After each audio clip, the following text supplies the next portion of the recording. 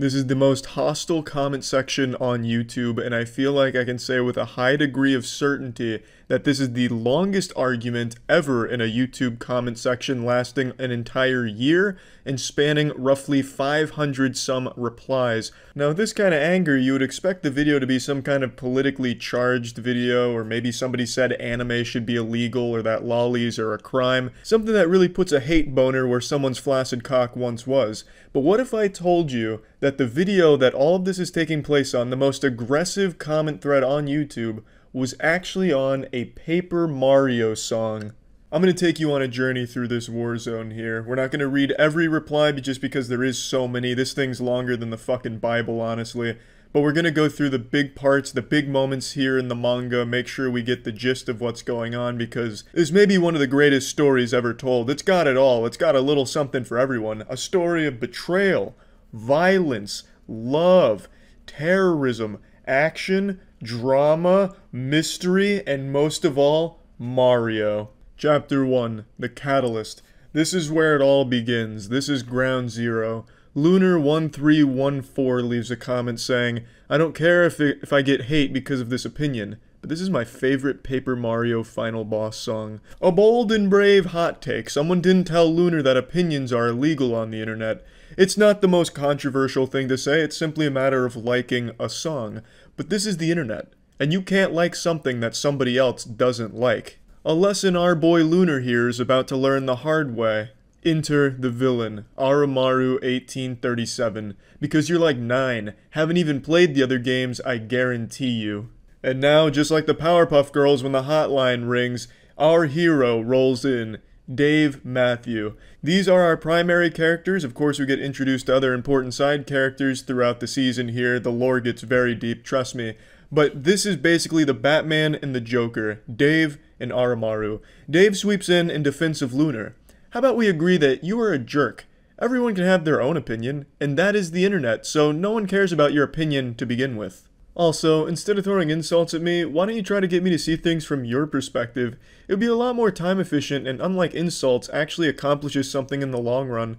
Or you can continue to assume that I am a mere child that does not know of the 5 other Paper Mario games, or was it 4?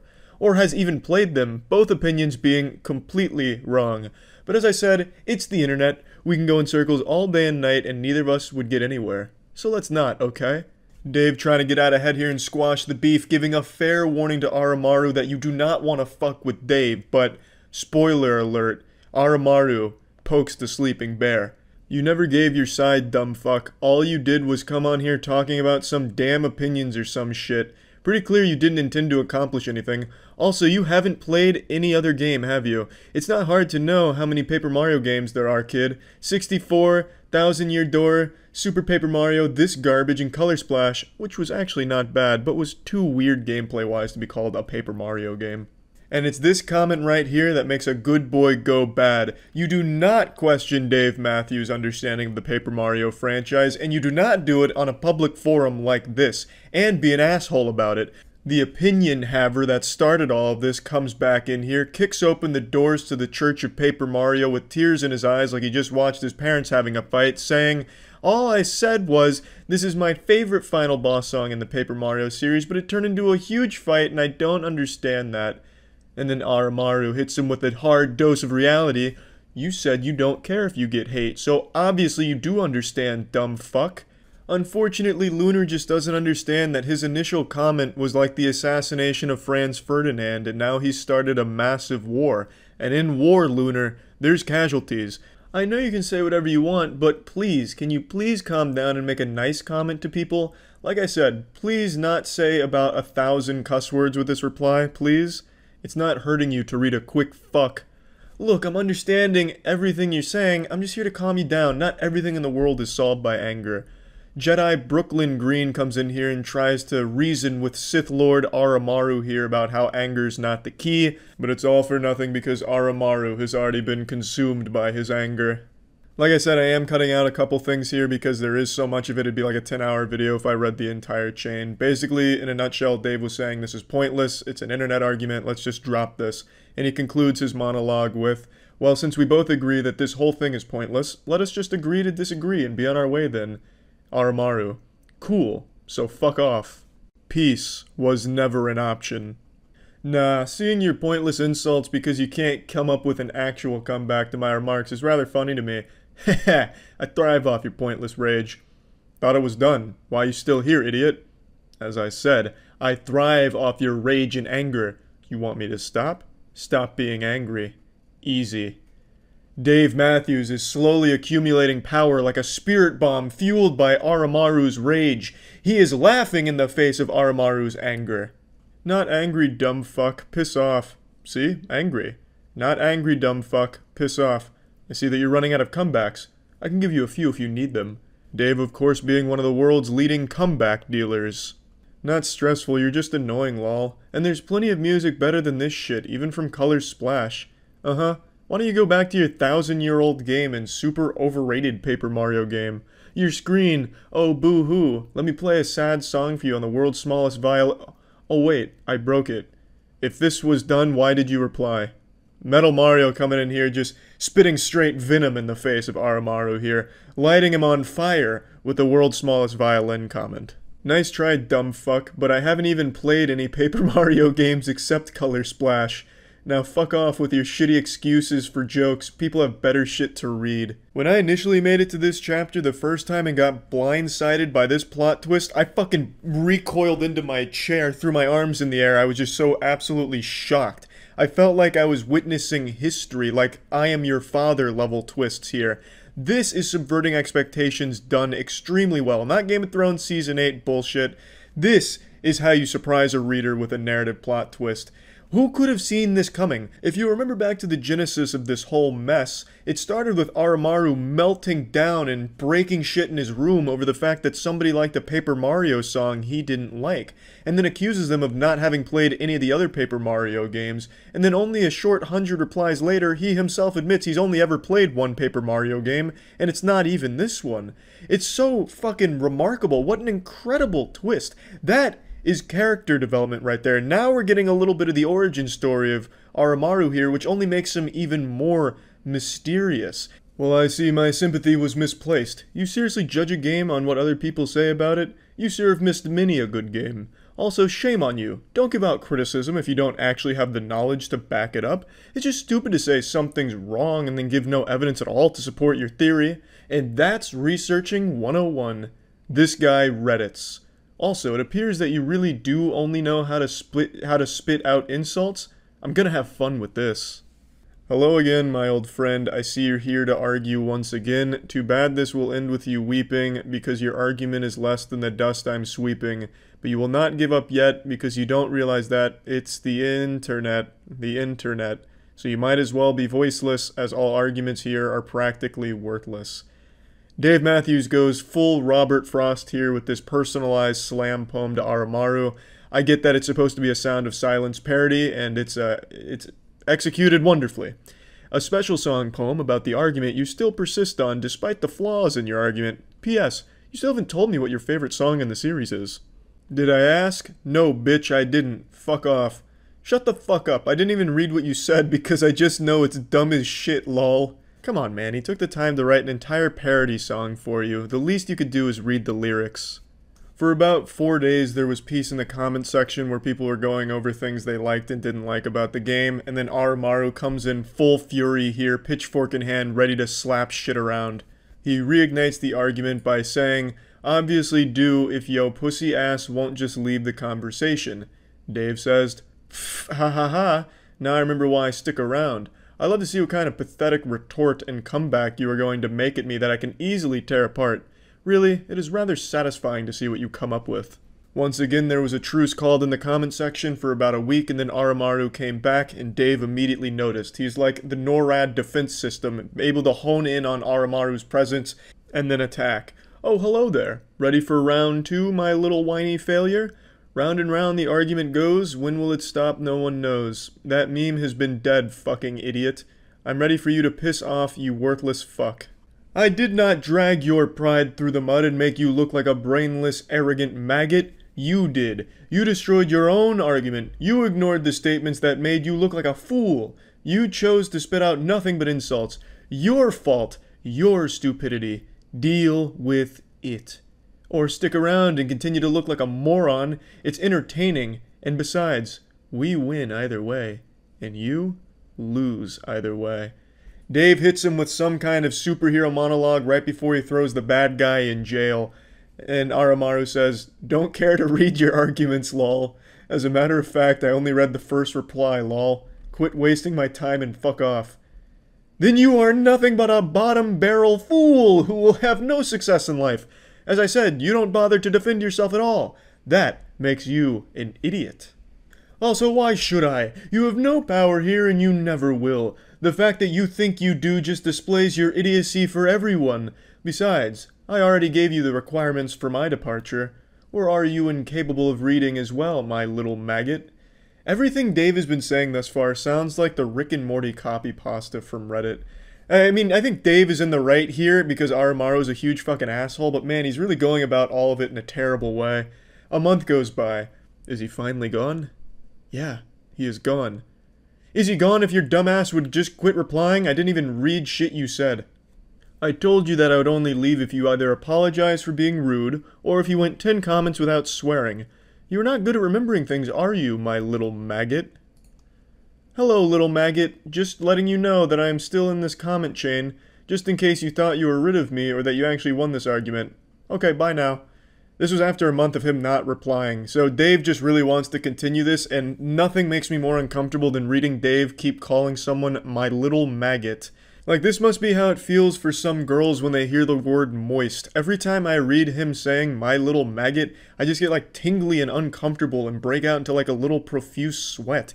It's just yucky. I feel like I'm reading some old woman's fanfic where she's describing some weird sexual intercourse she had at a biker bar or something, and it's just making me uncomfortable. I don't know why he keeps calling this guy my little maggot. I don't give a fuck where you are, dumb bitch. Just like no one cares about you, my little maggot. This will be the last time you see Dave with this kind of confidence, because he's about to meet the actual muscle here. Mr. Hater. If Aramaru was a supervillain, then Mr. Hater is a fucking turbo villain. He's a galactic villain, a universal threat, a divine being of villainy. I don't even know what to call him, a fucking raid boss of villainy. Because he comes in here and just starts slapping shit around. He's a big asshole as well, of course. But he brings Dave to his knees here. This is like when you're reading a comic book and the hero's in trouble. So Mr. Hater comes in here with a full chub, full erection, red alert. He calls out Dave in front of the entire classroom. "I see you have a superiority complex and are very self-centered. How very hypocritical. You're no better than him. Guess I gotta clean house and deal with little keyboard warriors like you myself." That is honestly like some Marvel's Thanos shit right there. Dave is still riding the high after he seemingly defeated Aramaru, so he replies to Mr. Hater with a large amount of confidence and a bit of arrogance, saying, "Heh, you poor naive fool. When did I ever claim that I was better than little maggot? That I'm better than you? Oh, to live in your little fantasy. Can you not see what I am doing? Or are you just as blind as he is?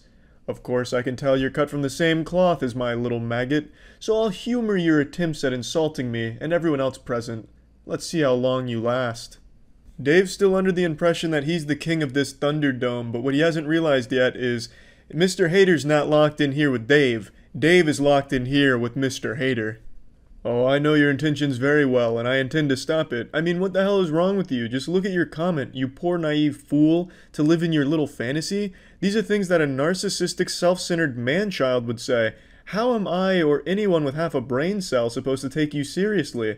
There's a reason the other guy left. You won't last long, Dave.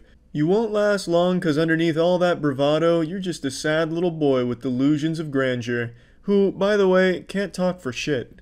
So here's a piece of friendly advice. Turn away now and stop wasting Aramaru's time, because if you don't, by the time this is over, you'll be my little maggot." No response. Guess I must have hit one of your soft spots, Winky. "So you actually have some bite, do you? Good. Let's see what you've got. I will compliment you on your use of insults, as well as how you get straight to the point." Dave is immediately showing that Mr. Hater has hurt him. You can't do that, Dave. You can never show weakness to a man like Mr. Hater. He can smell blood in the water. He can smell cum in a bathtub. He will pounce, and you can't let him find any amount of scrapes on your armor. Dave, he showed a weakness, and Mr. Hater exploited it, unfortunately. Heh, of course you didn't realize. I wasn't talking about Lunar. I was talking about you and me. We don't care what others think of our opinion. We just say whether we agree or disagree with someone's opinion. In that way, we are alike, you and I. Don't you agree? I love this exchange here. This is like the season finale here when the two characters are monologuing at each other before they start beating each other with like a stick or something. Ah, I see you're trying to get on my good side. As you know what they say, if you can't beat them, join them. How about this, Dave? Write a full paragraph apologizing to Aramaru, and I might consider agreeing with you. And, by the way, it has to be real nice, so no calling him my little maggot. Otherwise, I might just start calling you that myself. That would require me to have a single shred of respect towards little maggot. And in case you did not read the whole conversation, I did apologize to him. He threw it back in my face and used it to insult me without responding to it whatsoever. You, on the other hand, are actually participating in a discussion, while my little maggot only responds with the same insults like he's a broken fax machine. You, I respect, little wasp. I forgot to click read more for the screenshot, but it said, I do not respect little maggot. So now Dave, for some reason, is calling Mr. Hater Little Wasp. I don't understand where he's getting this from. Maybe like from old 60s movies or something where it was cool. And then he references a fax machine, which hasn't been in use for the last 30 years. So I just don't know what's really going on here. Maybe Dave is caught in a time vortex and he's communicating with us from the past. And he's only able to communicate through the comment section of Paper Mario Final Boss Song. But yeah, just really fucking love this part here. This feels like the climax of the entire argument. Dave going with the whole, we're not so different, you and I. We're one of the same. It's like some shit you'd see in Naruto Sasuke right before their final fight. It's fucking wonderful. You make a fair point. I shall apologize to him, but do not expect a paragraph. You make sound arguments, Mr. Wasp. I'm not one to call someone by childish names, but you are very hypocritical after all, so I expect nothing less. Anyway, do go ahead. Where's the apology? I don't see it. Mr. Hater's trying to rush this. It hasn't even been a full day at this point. Mr. Hater, he wants that apology ASAP. So now you can see Mr. Hater has assumed control of this entire argument. The entire tone has shifted here, and now Dave is at the mercy of Mr. Hater, and he wants his homework. Do not rush me. It's been 2 days now, so no excuses. You aren't going to apologize, are you? I figured as much. If you wish to continue arguing, then be my guest, kid. Dave is starting to panic a little bit. He doesn't want to write this apology because he does not respect Aramaru, but he is afraid of Mr. Hater, so he's caught in between a rock and a hard place here, and he's treading water in the comment section. 1, I have a life at the moment. 2, you need a little bit of patience. 1 word. College. You don't go to college, David. Then you clearly set your expectations of me far too low. A shame, really. I thought you would be smart enough to not do what little maggot did. Stop lying to yourself, David. How about you tell me what's actually going on? College, as I said before. Do you not listen, or are you refusing to believe that I have a life outside of this? Now, if you excuse me, I have a music class to attend. I really don't understand why Dave even feels compelled to keep answering at this point. He doesn't want to write the apology. He shouldn't write an apology, honestly. He just doesn't have to reply to Mr. Hater. He can just wash his hands of this whole thing and still come out as the victor. But for some reason, he keeps engaging with Mr. Hater in here, and Mr. Hater's pressure is somehow like leaking into Dave's real world, it seems, because it feels like he's stressing about this apology, which he shouldn't write in the first place. Mr. Hater goes in on Dave, starts poking holes into his claims about college because 4 months ago it was still coronavirus shutdown, so classes weren't going on, so Dave feels the need to defend himself again.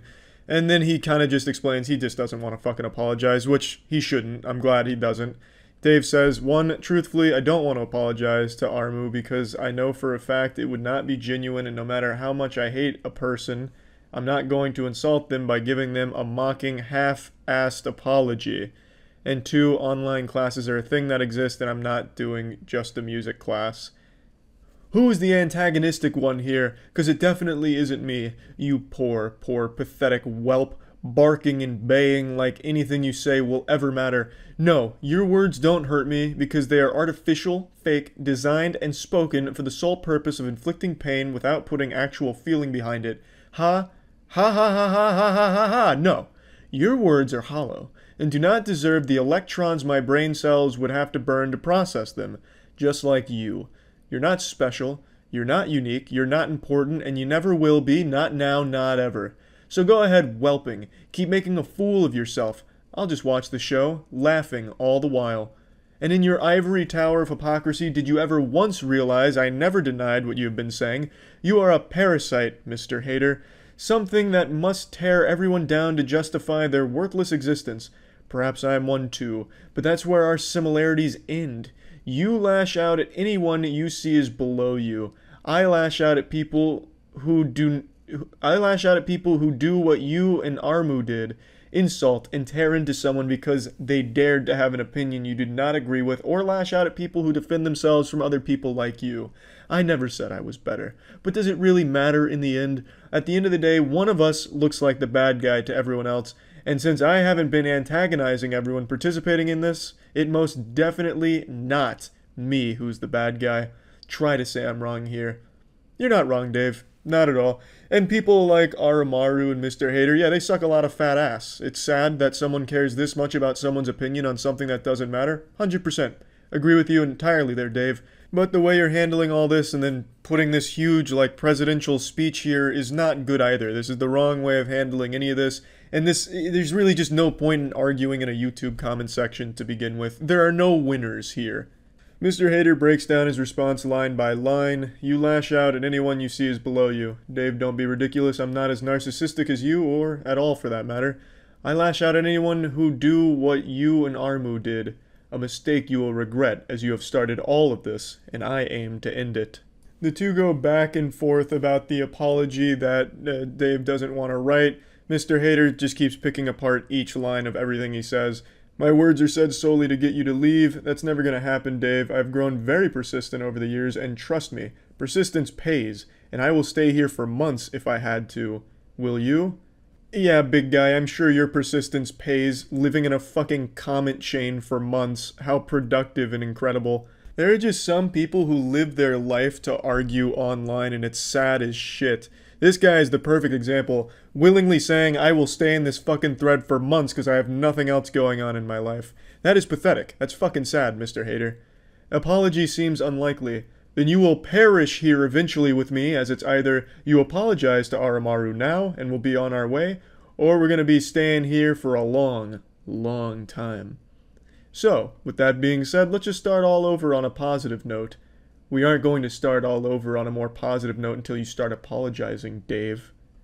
Are you going to apologize for your own hostility? Short answer, no. Unlike you, I did nothing wrong, Dave. So it's either you apologize to Aramaru and behave, or you slowly perish with me for months. Either way, I consider it a win-win.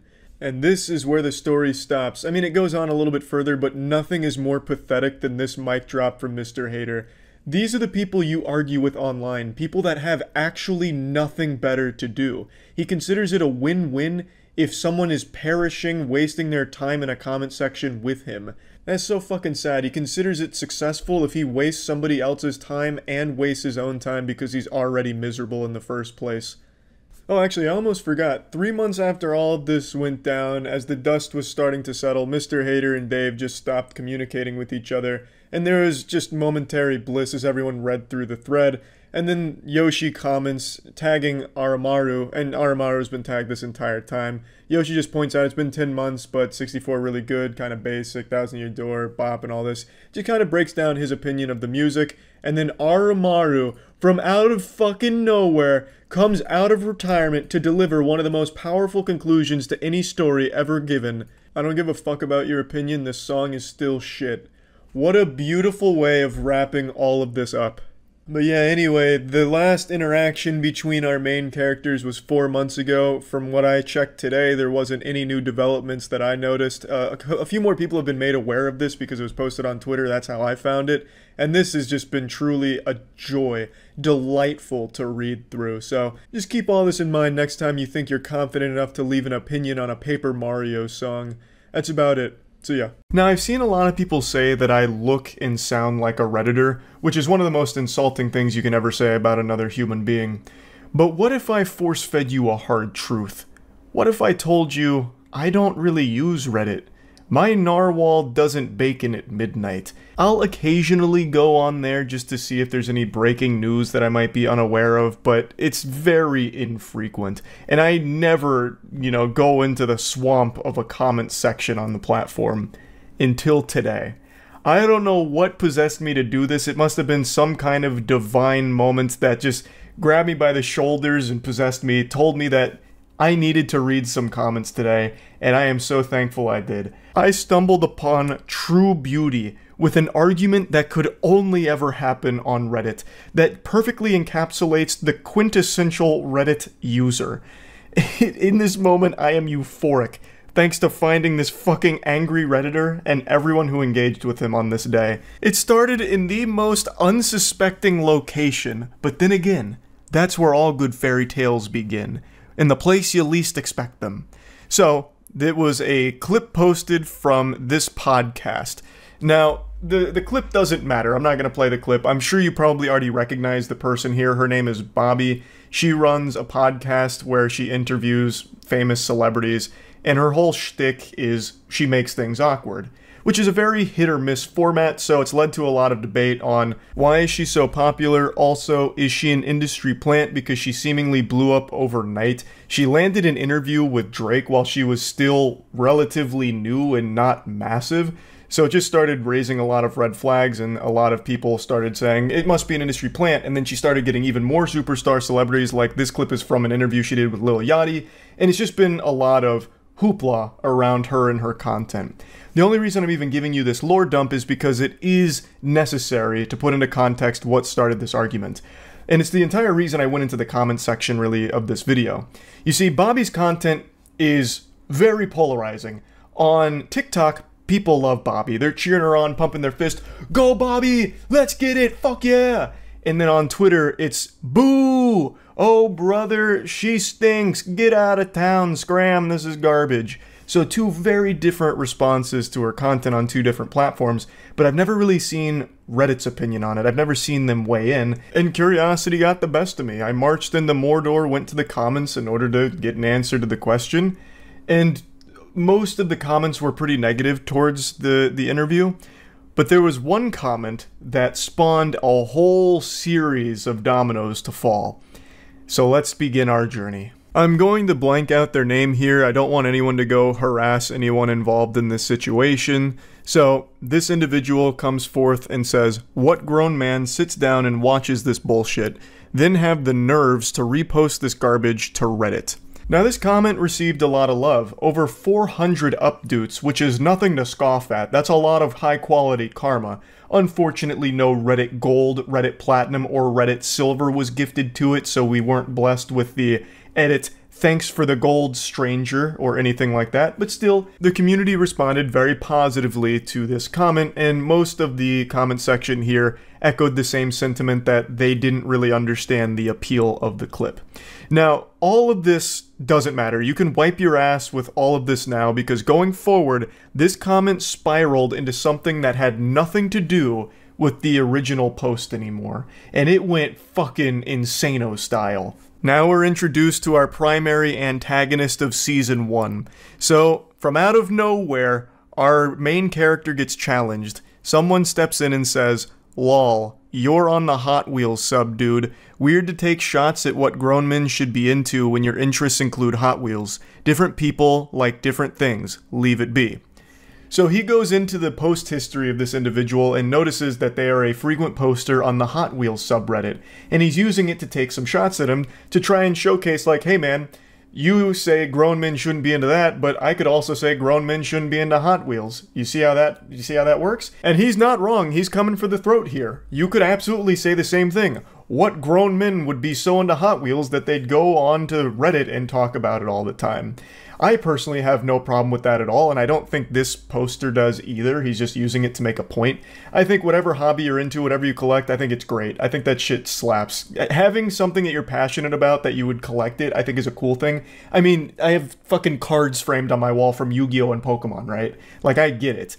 But this really struck a nerve with this guy. He responded by saying, "Grown man liking cars? Who would have thought? I see you ignored all the other subs. Maybe I should waste my time on rap and movie subs like all the other low IQ Redditors across the pond." And if you're an astute observer, you'll notice that he's no longer enjoying the luxury of some updoots. The subreddit has turned against him, thrown him to the wolves. He is now being flooded with downvotes. And a downvote is a fate worse than death to a Redditor. It's kryptonite to Superman. The downvotes start hitting him, over 100 downvotes. And I can see why. This feels very insecure to come at him like this. Like, his point was pretty clear, but then he, tries to, I don't know, explain away why it's, really in line with being a grown-ass man because he likes cars. He's like, oh, well, yeah, grown men like cars, Hot Wheels are cars, duh. I mean, maybe I should just go to rap and movie subreddits like you low IQ plebeians. It's really, really cringy Reddit behavior now. The bad boy comes back with a tough-to-swallow pill. Hot Wheels aren't cars, mate. They're toys. Talk about low IQ, haha. You're not better than anybody else, sorry to tell you. To which he responds, the fact you had to come back and edit that pathetic response, LMAO. And then he just says, go play with your vroom vrooms. His collection of downvotes is starting to eclipse his collection of Hot Wheels cars at this point. They just keep pouring in. As you can see, most people are rallying behind the other guy who's just saying, brother, they're toys, not real cars. And he's right. He is fluent in facts. He is spittin'. They are not real cars. They are toys. There's nothing wrong with collecting them or liking them, but I don't understand why this goofball is talking about it as if they are real vehicles. He's like, you know, got this bravado going on, like this machismo, like, oh yeah, grown men liking cars, who would have thought? It's Hot Wheels, man. They're still collectible toys that you can play with, and they are made for kids, but there's nothing wrong with liking them or collecting them as an adult. Fucking Pokemon cards are made for kids too. I collect them. Like, there's no shame in it, but you're acting so insecure about it and, like, pretending that it's something that it's not. And he does the classic Reddit 101 when it comes to argument, where he doesn't actually address what was said. He just says, LMAO, edited your pathetic response, big L, basically. Like, his response wasn't pathetic, it was totally fine. You didn't counter it or anything at all.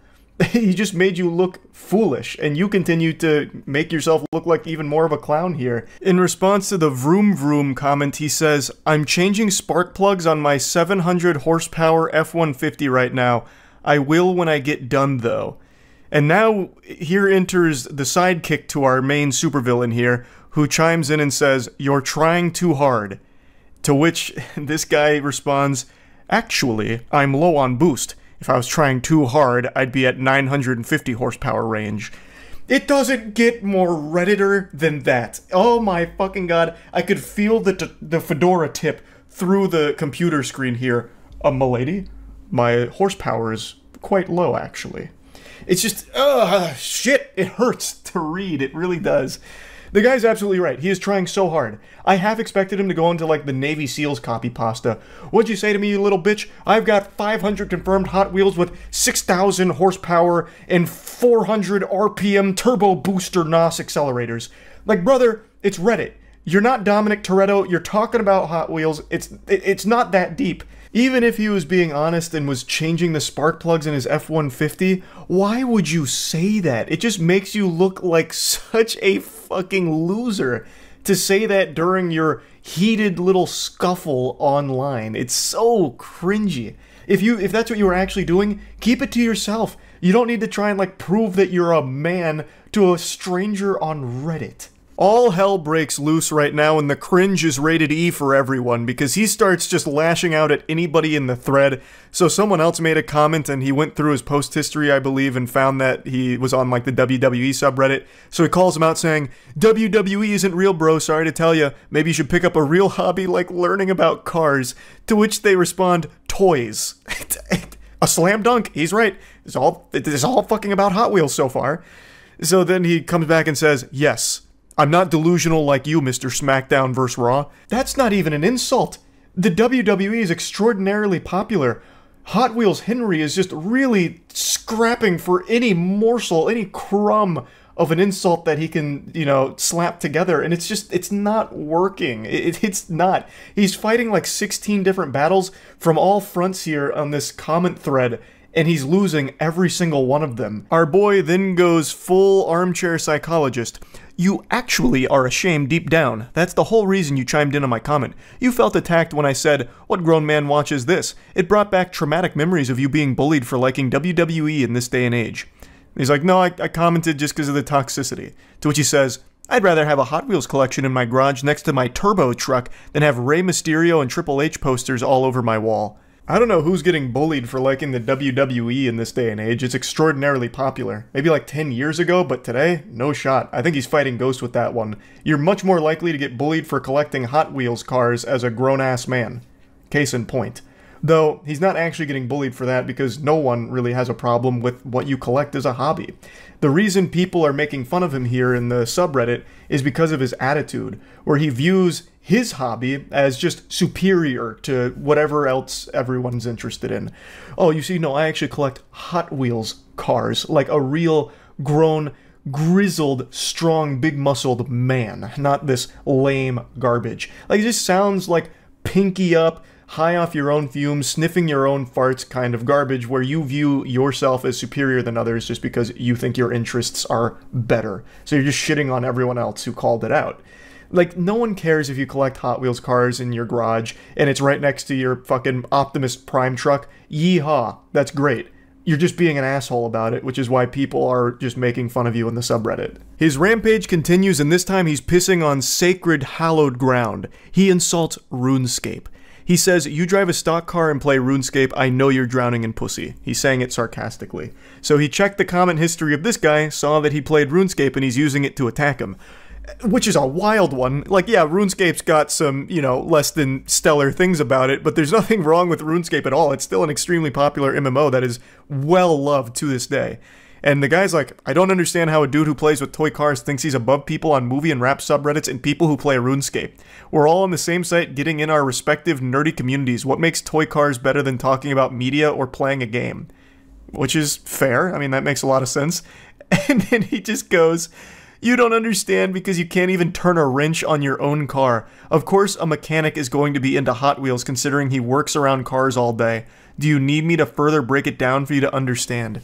Oh, just that aura of insecure loser is very potent. It's like in Bleach when they first meet Kenpachi and his spiritual pressure is so strong that it just glues people to the ground, they can't even stand up. That's what his loser aura is doing to me right now. It's rough. Why do you feel the need to defend your hobby when no one's actually attacking that? They're attacking your behavior, where you think what you do is better than everyone else and can't understand that different people are going to like different things and there's nothing wrong with that. That's the only thing people are picking apart. That's what started this whole thing.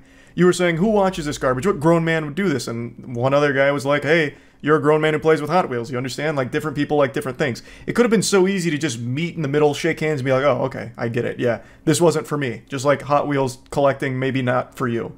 But he just refuses to accept that reality. Instead, he's just going, no, you don't understand because you can't turn a wrench in your own car. He just keeps diving in on things other people like. Do you just really call RuneScape a fun multiplayer game? Responding to someone saying that it was a fun game, there's nothing wrong with it. You're not playing COD, dude. You're playing a game that's synonymous with virgin weirdos like yourself. Deaf embarrassing. He's just trying way too hard. I can feel the tears in his eyes as he types these comebacks. Now, up until this point, I had a big smile on my face reading these for the first time, but when I read his next response here, I let out an audible gasp. So the guy, once again, is still going in about RuneScape, like, it's just an MMO, whatever, you're being a judgmental prick, and can't handle it when people roast you back. So you start combing through comment histories, massive Redditor mindset.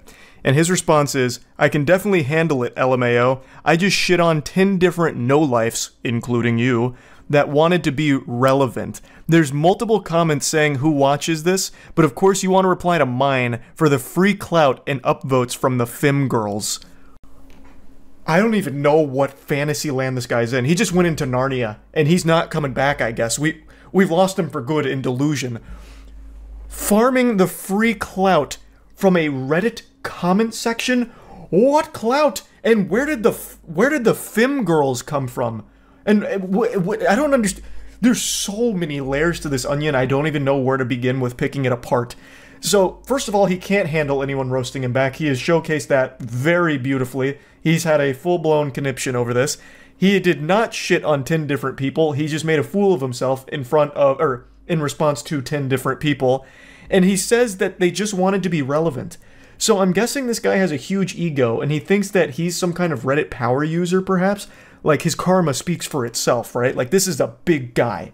And you guys are only responding to him because they're trying to suckle some clout from his teats, his big, ample bosom of relevancy. It's wild. It's so wild to me. So I went to his account because I did a double take. Is this like a big Reddit user? No, he's not. Like, I don't know what like the highest upper echelon of Reddit karma farming is, like the biggest karma accounts. But his is not very high. Like, I don't know where this is coming from. But even if it was, if he's the #1 Reddit poster, there is no such thing as Reddit clout for commenters. That doesn't exist. Like, Reddit is the only social media platform where if you're extremely active, the #1 account on Reddit, it doesn't do dick for you. It does less than nothing for you. If you get Twitter famous, you can at least turn that into some kind of like sponsorship revenue or lead people to other platforms to maybe follow you. Now you can even make direct ad revenue from engagement, I guess. TikTok, obviously, you can make a whole career out of. Even Facebook, obviously, YouTube, Twitch, every other social media platform, if you are a power user of it and get like a big audience on there, you can make a whole career out of it. Reddit, if you dedicate your life to being a Reddit power user, all you do is get laughed at. That's your big reward. You get insulted for wasting your time. It is the only social media platform where you cannot make a career out of being a power user of it. So even if he was the #1 user on here, it wouldn't matter. And there's no clout that anyone would be able to get from this exchange. This was just one of the most bafflingly out of touch comments I think I've ever read on that platform. Now, another Redditor came in and said, no way you just said free clout when referring to Reddit comments, also stunned by the statement, and he double responds here saying, your plan worked, dude. You got all the femboys wanting to suck you off. And since we're on Reddit, I'll just go ahead and do it. You used the wrong form of your, actually. And then his next response is, y'all should become friends and play together. Y'all would fit in perfectly with the rest of the RuneScape community. I'm at a loss for words. This is kind of where the whole thing ends. And man, what a banger of an exchange it was. It's just such an adventure. All starting from someone mentioning his Hot Wheels hobby. And look at where we ended up, huh? Look at us now. Who would have thought? This is a wacky, wacky argument. Probably my favorite Reddit argument that I've got to actually find for myself. I got to come into this in the wild. I didn't get linked to this. No one told me about this. I just happened to be perusing the comment section and then saw this argument unfold. And I got to go on an unexpected journey with it. And I really just had to share it. I had to. So yeah, that's really about it. So yeah. Hey there, you having a good day? Well, fuck you, because everyone on this subreddit isn't. And you know why they're not having a good day? Because they read or saw something that had a dog in it. Today I'd like to cosplay as those hands that drag you down to hell, but I'd like to drag you to a place that's even more joyless than hell. It's a subreddit dedicated to this crazy hate of dogs. Just the fact that dogs exist bother these people to their very core and ruin their day. God forbid if they see like a Facebook post with a dog in it, or if they hear a dog bark, they go like a fucking full Winter Soldier episode and leave like a 9-paragraph post on this subreddit complaining about it and how dogs should be euthanized out of the world or some shit. It's crazy. I'm not going to say the subreddit's name because I don't want them harassed or anything. Plus, I'd like to preserve it as this nice little specimen for the lunacy to check in on. So I don't want it contaminated and polluted. So please, if anyone finds it, don't go out of your way to ruin it. But there's this whole subreddit dedicated for people to go in there and just vent about how much they hate the fact that dogs exist and tell their stories of when they encountered dogs and how they wanted to kill them or stuff like that, or why dogs shouldn't exist, etc. It is so sad. So unbelievably sad. Now, this also exists for cats, but today I want to focus on the dog one because they're a lot more hateful for some reason. Now, just in case one of these people from the subreddit is watching this video, I'm going to go ahead and call in one of my dogs. That just the sight of a dog makes these people just fucking melt. It's like taking sunlight to a vampire, like rubbing garlic in their face. Kata, come here. Kata! Good girl! What a good girl! Yes. Alright. Now, please, come on, hop up. Join me as we take a look at the most unhappy subreddit on all of Reddit. Good girl. I'd like to start with the most reasonable of everything on the subreddit. So this is, I downvote anything with a dog in it. They go on to explain they're tired of seeing dog content. You know, there's nothing wrong with not liking dogs. You don't have to fucking love dogs or animals in general for that matter.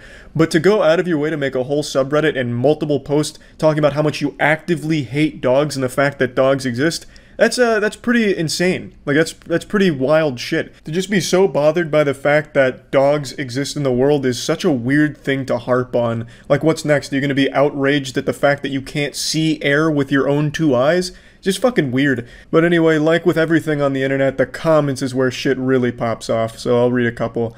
Same. I downvote anything with a dog in it, including memes. I'm on several food Reddits, and at least 3 to 5 times a day I see a picture of someone's food and a dog in the picture, and they mention the doggo.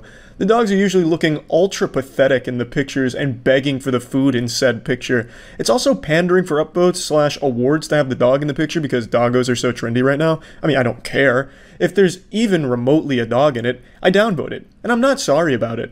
Yeah, this comment really reads like someone who doesn't care.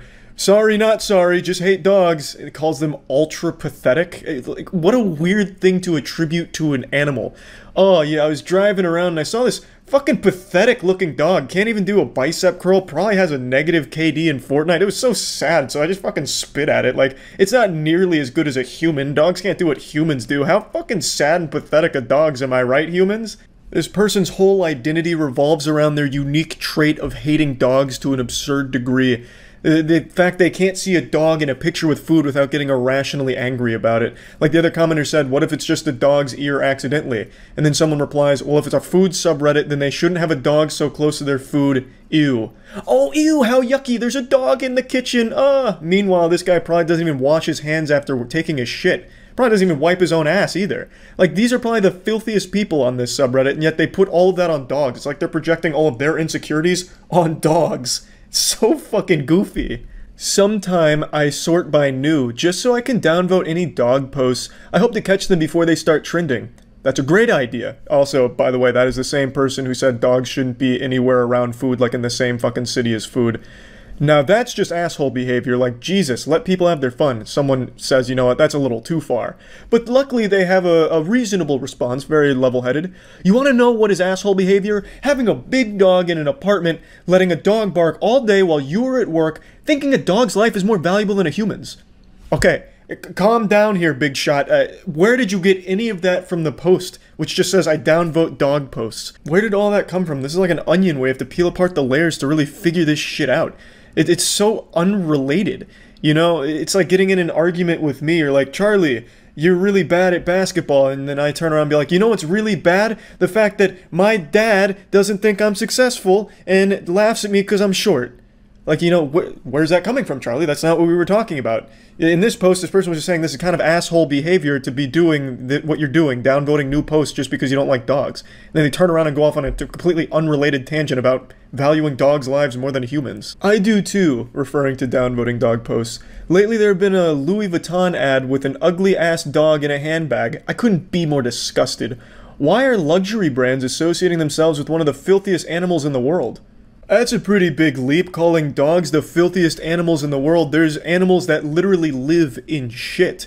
And you know, humans aren't that clean either. In fact, I would argue humans are dirtier than most animals. Like, you can catch all kinds of diseases from other humans that you can't from animals. I mean, like, you could definitely make the argument humans are actually far grosser. The guy who commented this is probably 15 days without a shower by now.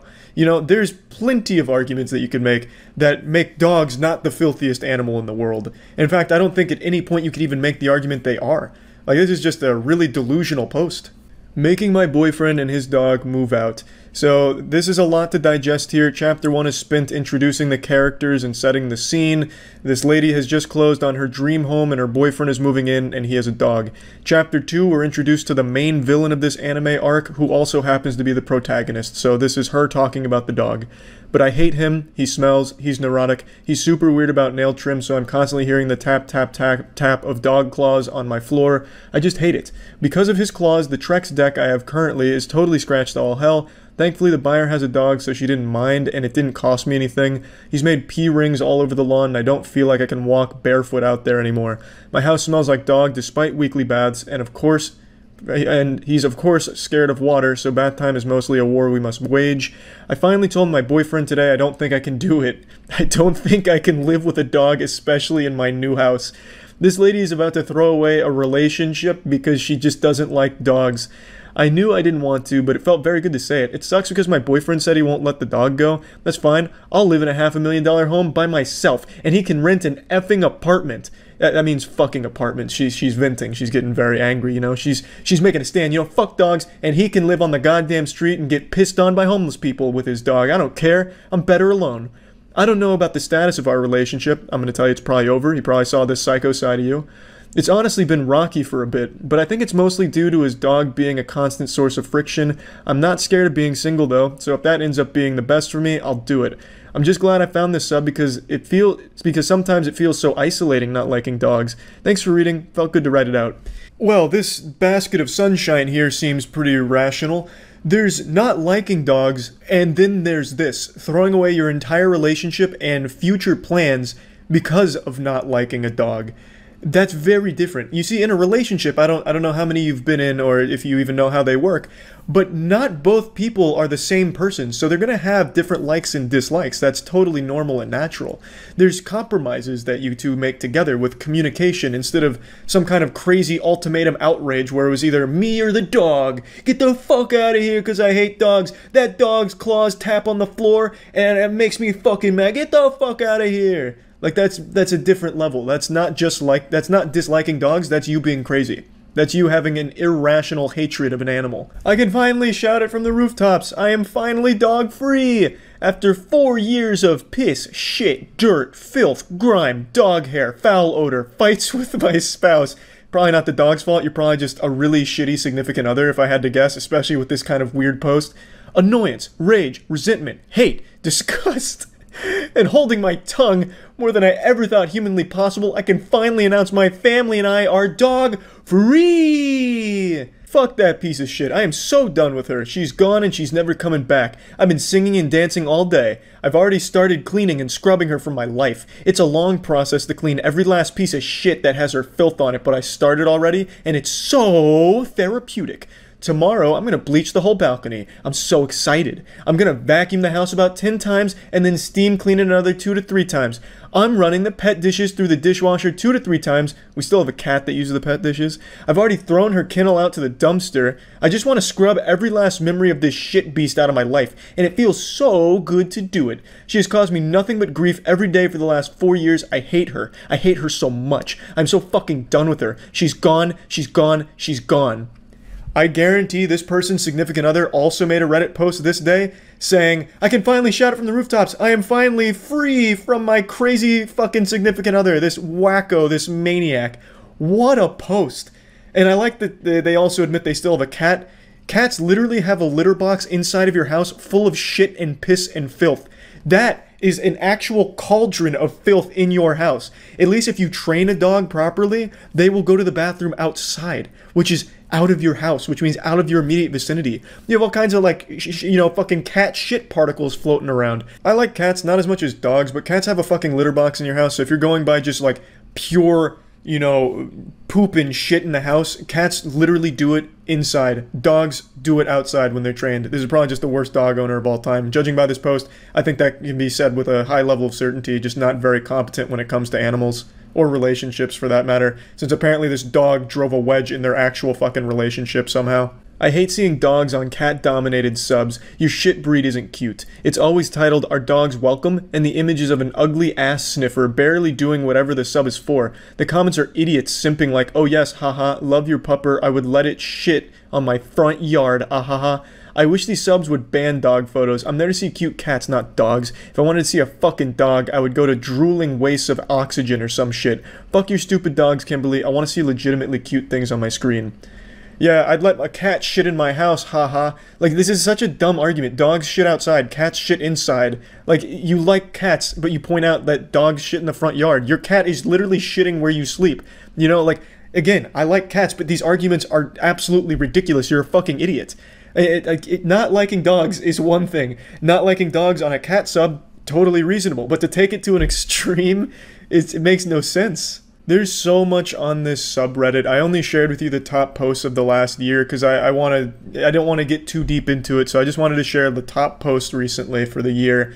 It's crazy. All of them also play this victim card where it's like, we're crucified for not liking dogs. People just can't accept that some people just don't like dogs. No, you fucking lunatic.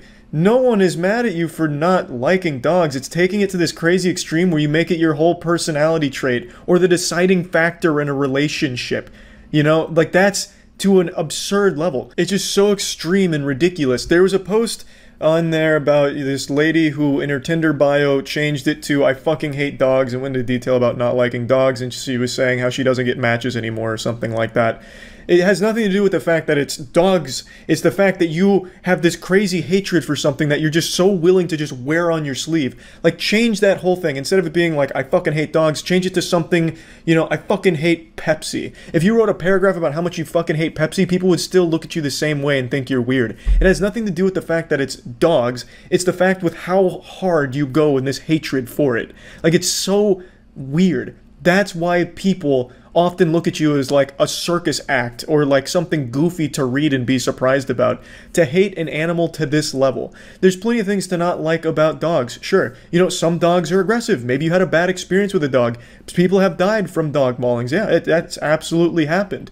It's happened with cats as well, which they all, well, not all, but a lot of them on this subreddit seem to like cats, but it's also happened with cats too.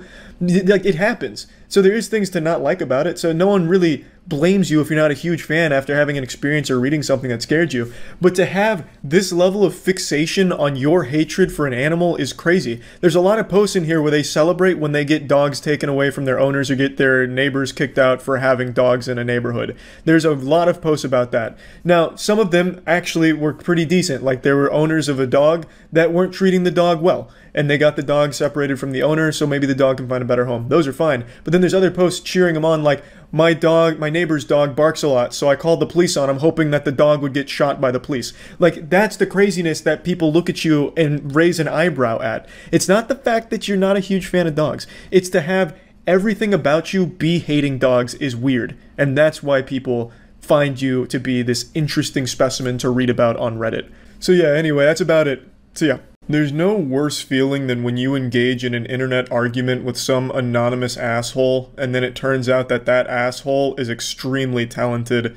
Today I have a very sad story to share with you where the villain gets the last laugh. Real life isn't like anime, where the good guys always win. Sometimes the bully comes and puts your head in the toilet and flushes. So it all starts with this video. A YouTuber posts their best performance of an impossible piece of music called Rush E.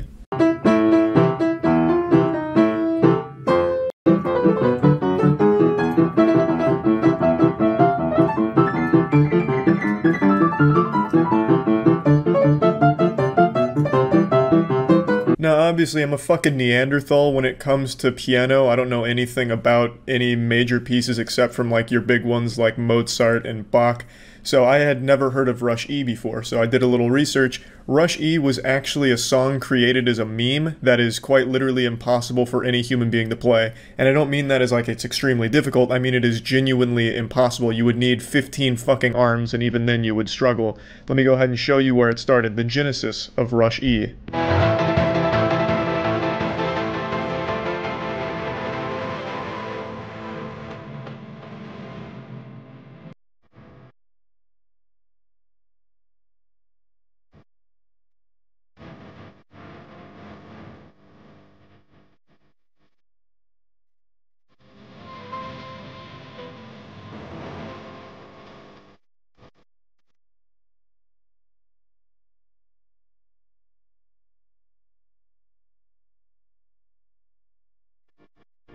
If any human being actually performed this song as written here, it would probably end the world on the spot, or bring about the heat death of the entire universe. It would signal Armageddon. It is quite literally an impossible piece of music that was made to be a joke. However, some piano players on YouTube tried their best to kind of change it around a little bit, mess with the arrangement in order to make it almost possible to play on the piano, which is the video I just showed you there, which is giving a very spirited attempt at making it happen. And I thought it was very good. Of course, I'm not a piano expert by any means, but most people that watched it also agreed that it was extremely impressive what he was able to do. And this spawned an argument in the YouTube comments. YouTube comments are the cesspool of the internet. It is absolutely fucking deplorable down there very often. But in this comment section, it was overwhelmingly positive. But just like everywhere on the internet, there has to be that douchebag that comes in and shits on everyone's fun, just ruins the entire positive atmosphere of everything. They drop their pants and goatsy themselves and just makes everyone feel worse. Their presence making everything more negative. Keep in mind, this piece is literally impossible to play. You saw it. It looked like a Toho bullet hell game. But that didn't stop some enlightened Redditor from demanding perfection. It actually comes from this comment, which is a very nice comment from a guy named Just a Guy Who Likes Hentai. He says, "How can you dislike this? I don't see anyone else actually playing this." You know, that's just a very wholesome thing. Like, you know, this is so good, I can't imagine someone not liking it. It's just being nice, you know? Obviously, there's going to be people that don't like it, but it's just a very encouraging comment. But it summoned a demon. A piano-playing demon named Fanshin. Fanshin replies to that comment saying, "Probably because it was mediocre, no offense." Yeah, no offense, buddy, but you just fucking suck and you should be embarrassed that you posted this video. It actually made me physically ill. I puked and was so offended by your awful mediocre playing that I broke up with my own girlfriend in protest. This isn't constructive criticism. I saw a lot of people defending this saying he was just offering criticism or answering the question. No, he's just being an asshole. There's nothing constructive about this. You just saying that it's not good without saying like where they could improve isn't really constructive criticism. It's just you being a douchebag. And obviously he wasn't genuinely answering the question in the comments of how can anyone dislike this, because it wasn't a real question. It was just an encouraging statement. It's like when you get told a story like, "Can you believe my parents got divorced?" And then your friend responds with, "Yeah, I can, because your parents are fucking selfish sluts." It's like, well, I wasn't actually asking you if you can believe it, you know? It's not like a real question. It was just a supportive comment. So there's really no justifying being a douchebag here other than just being a dick. So then the guy responds saying, "Was it? I'd like to see you try. So come on, give us an awe-inspiring performance." Spoiler alert, he would soon regret issuing this challenge. Fanshin responds, "Oh boy, you will embarrass yourself. I'll show you what a good performance of this piece sounds like." To which the hentai fan says, "Then do it, stop talking, and do it." Now, 10 times out of 10 on the internet, when some anonymous asshole makes statements like this, you don't expect them to follow through on it, and even less often you will expect them to be good at anything. But this is the exception. This is the anomaly. This is probably the first time in history someone has actually followed through on a statement like this and actually been good at it. Fanshin responds saying, "Maybe you can pay me, then I'll be motivated, LMFAO. He's pretty arrogant and pompous," to which Hentai responds, "So being known as a jealous, contrarian liar until you post your own rendition isn't a good enough motivation for you? Sorry, but that's all you're gonna get." And then Fanshin again, he's twirling that cartoonishly evil mustache and says, "Haha, sure, why not? Fun summer project. Maybe I'll get more views."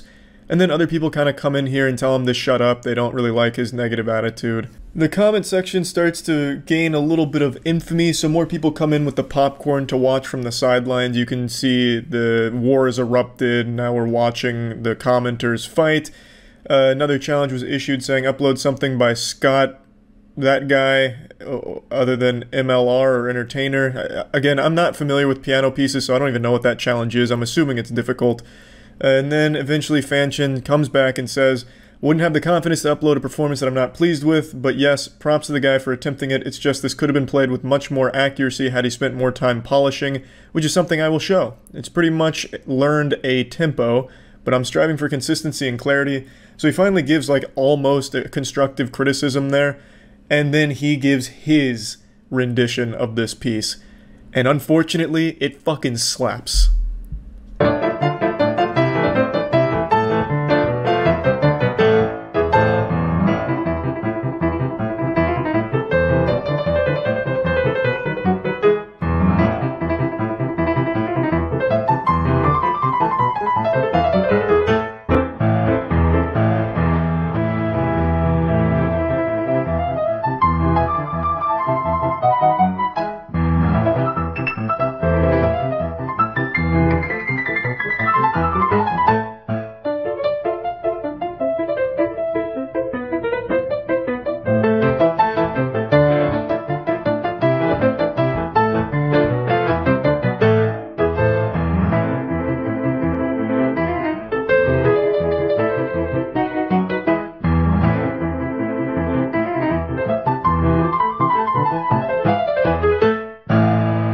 Yeah, I wouldn't be surprised if the hentai guy deleted his channel after that. I mean, it's unlucky that the guy that he was arguing with was the only person on the internet who happens to talk shit anonymously and be able to back it up with real talent. You really hate to see that. You hate to see an anonymous internet asshole turn out to be really good at something. That's a horrible feeling. I know when he watched this video, like when he dropped the video, he was probably still so confident, like, yeah, this is gonna fucking blow. And then he started listening, and as his erection grew, he felt more and more shame. Hentai guy was just sitting there stewing in anger, like, fuck, he's actually good. Damn you, curses!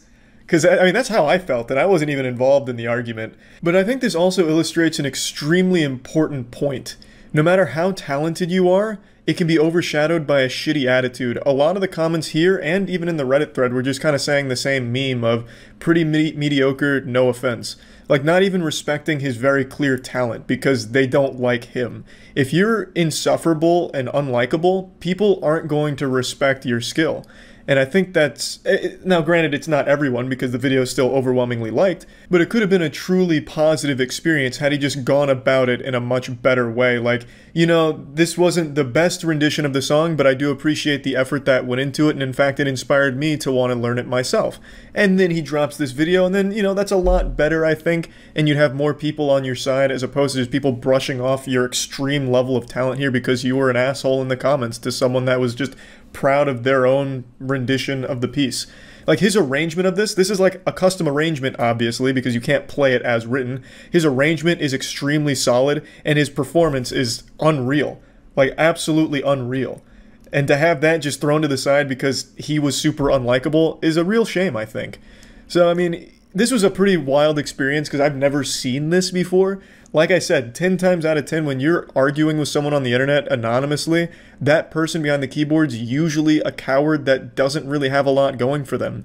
But in this really rare instance, that anonymous guy was a fucking piano prodigy. So yeah, I just wanted to share this with you all. That's about it. See ya. No one, not even Nostradamus, could have predicted the 2018 season of YouTube drama unfolding the way it has. The Logan Paul drama has transcended just YouTube drama and become actual news, actual drama, which is incredibly surprising. There's petitions being signed by hundreds of thousands of people to get Logan Paul kicked off YouTube. Let me just tell you right now, that's not gonna fucking happen. He makes YouTube far too much money. Your signature on the petition is about as effective as signing your name on some used toilet paper and mailing it to YouTube. It doesn't mean shit. Petitions don't do anything, but I do respect the sentiment, and everyone's saying how this whole thing's gonna end Logan Paul's career. Well, I'll argue the contrary because he's been gaining more subscribers and views now than he has in a very long time, so he's not exactly suffering. But you know who is suffering? The booger-eating children that are vehemently defending their god Logan Paul in the comments section from all of the evil adults that are shitting on him. And these poor heroes are suffering from carpal tunnel and muscle strain and puberty as they they fight in the comments for their hero. So let's go ahead, and that's what I wanted to do today, and go through my favorite Logang Knights comments on my Logan Paul video I made recently, because reading these comments from these brainwashed cult fart huffers has been fucking amazing and has given me a real hoot, so let's go over the best ones. Well, I had a ton of pictures of my favorite comments from the prepubescent zombie Logang members that were defending him, but unfortunately, they're not here anymore. So instead, we'll just go over my favorite comments from the last day. You shouldn't criticize Logan. How would you react to a dead body? And you should take down your YouTube channel. Your voice sounds like a dead whale trying to speak. P.S. Logan's hair is beautiful and Logan rules. Fuck you. Well, Megan, how would I react to a dead body? Well, I think I'd react in the same way as any sane person. I wouldn't laugh at it. I wouldn't bring out my camera and start filming it and zooming in on it from all types of different angles like some type of fucking Bollywood action movie. I think what I would do is I'd contact the authorities like any person should do in that situation. I'd then go home and feel absolutely awful for what had happened that day. How would you react to a dead body, Megan? Would you do what Logan Paul did and start filming it and then do everything shy of putting the dead body into a dabbing pose? You're heartless. Well, Nikki, I'm sorry to say that's the wrong form of you're, so I can't take you seriously anymore. However, I do understand what you were trying to say through your horrible grammar. I know they don't teach you that till 4th grade. But even still, I can't let that slide. Also, I like how it's now heartless to criticize the man laughing at a dead body and making light of the situation. That is truly the crime here. He's not a douchebag, so stop making jokes, you headless chicken. Which glass, so you can shut up, dickhead, and you're the horse crap. On the surface, J. Corn Thomas's argument here seems watertight, bulletproof. I mean, there's really nothing I can say here, he fucking nailed me. And he's put it in the most elegant way possible. However, I have to point out, that's the wrong form of you're again. Unbelievable. You knew Logan Paul fans were dumb. You knew Logang was fucking stupid, but did you know they were this stupid? I don't think so. Use the correct form of you're next time, kids. Also, this comment makes me feel old because I don't know what the fuck which glass means. Sounds like some type of old ancient incantation for some type of spell, or maybe Naruto hand signals when you're throwing up ninjutsu signs. Fuck you, the man that's speaking. I hate you. Alright, let's calm down here, Yoda. I think you're acting like a bit of a douchebag in this comment. Logan Paul uses jokes to cope with bad stuff. Fuck you. King Super Destroyer 123. What a fucking name. That's a name that'll strike fear into everyone on the playground. I can already see it going down now, John Wick style. Whose juice box is that, Cody? Whose juice box did you take? Well, it's King Super Destroyer 123's. Jesus Christ, Cody. It's game over. But anyway, they're saying something here that I've seen all the little champions defending Logan Paul saying. It's how he copes with things by making horrible, not clever jokes at the situation. That doesn't really make it okay. That's not a respectful way of coping with things. He should try and learn a new way of going about things. I understand everyone reacts to things different ways, but I think on camera you can be a little bit more respectful and cope with things that way off camera because it portrays the whole situation horribly. You know, what if Logan Paul's way of dealing with situations that were stressful was by jerking off a fat nut? If in this same video, he started jerking himself off and coming onto the dead body, but it was just his way of coping with things, would that make it okay? I don't think so. So why should him making jokes at the fucking poor man's expense be acceptable just because it's Logan's way of coping with it? It's fucking silly. It's a horrible excuse. Horrible defense. Oh, and by the way, you're a fucking touch noodle. He's more runner and more awesome than you dick. I clicked on this video to see how you're gonna prove this bullshit, you dumbass clickbait asshole. Well, Chloe, you shitty grammar Neanderthal, you used the wrong form of your twice, outshining your peers. It's amazing. Cannot a single Loganger use the correct form of your, even just by accident one time? God, it's fucking sad.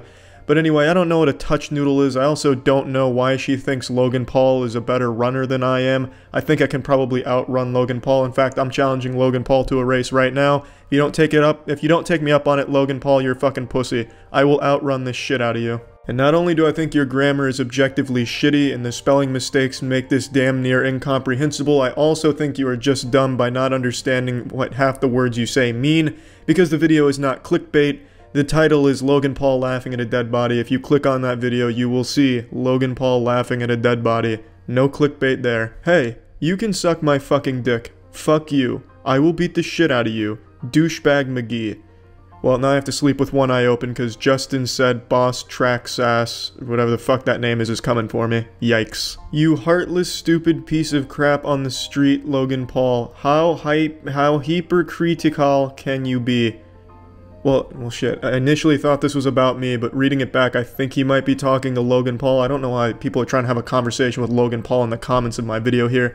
But when I first saw this, I thought he was talking about me. But now upon reading it out loud, I'm not too sure. It's really impossible to tell what half of the Logang people are trying to say in the comments because they're all damn near illiterate. But anyway, I like hypercritical here. I thought that word was great. Now I decided to save the only one that actually had thought put into it for last, so let's read Gavin's here. Dude, STFU, IDKYPPL wanna bring him down. Can you guys just leave him alone and forgive him? And I promise you that he will never ever do that again. I guess this is his mother speaking. He's talking about Logan like he's a dog. I will promise you that Ruffles will never shit on the floor again. This has absolutely kissed me the fuck off. Please stop kissing Gavin off. Can you guys just lecture him and get over it?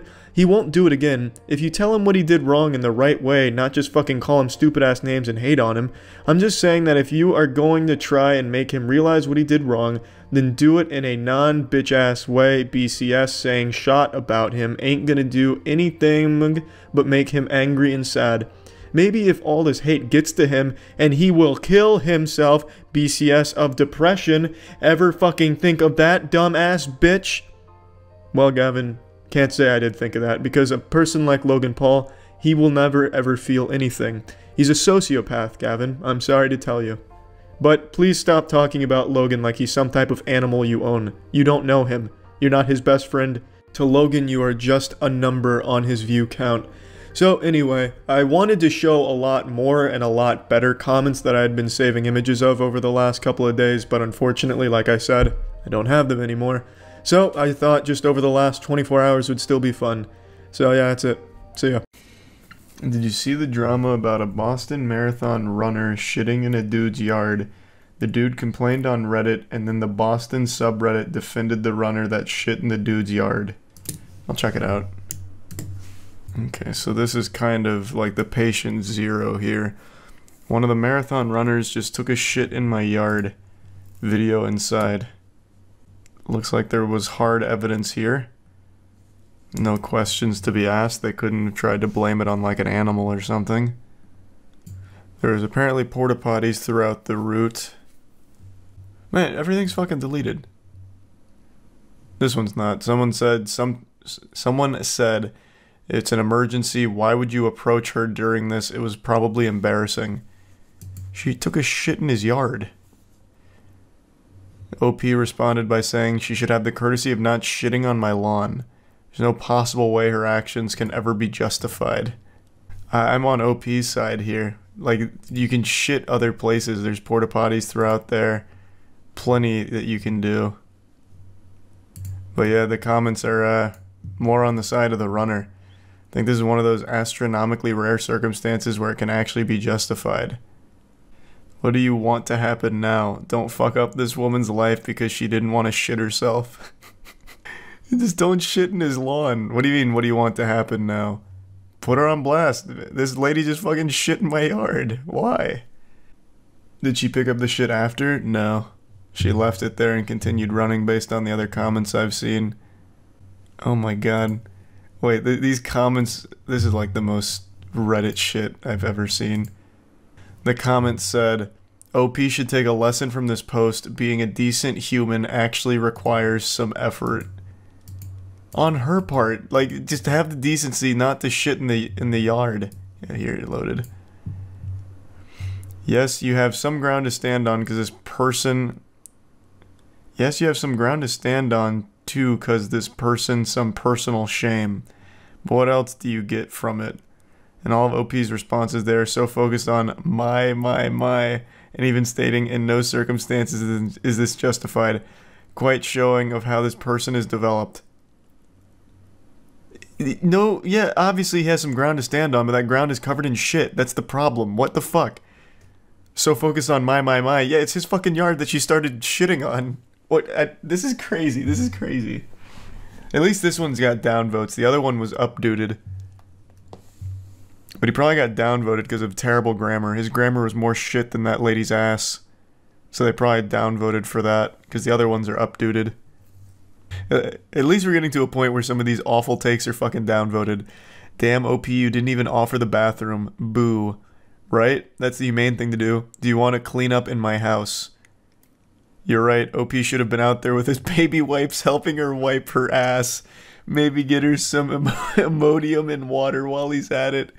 Shut the fuck up. You can invite some stranger into your house after she poops in your lawn. Finally, a man in the Boston subreddit with a fucking brain in between their ears. Yeah. What are you talking about? Didn't even offer the bathroom. What's he supposed to do? Be monitoring his ring at every hour of the day, making sure there's not some vigilante pooper coming through?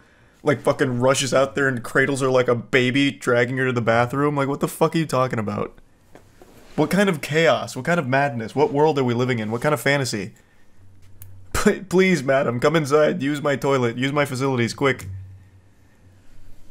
Put your sphincter away. There's better choices. Don't embarrass yourself. Again, at least this one has downvotes.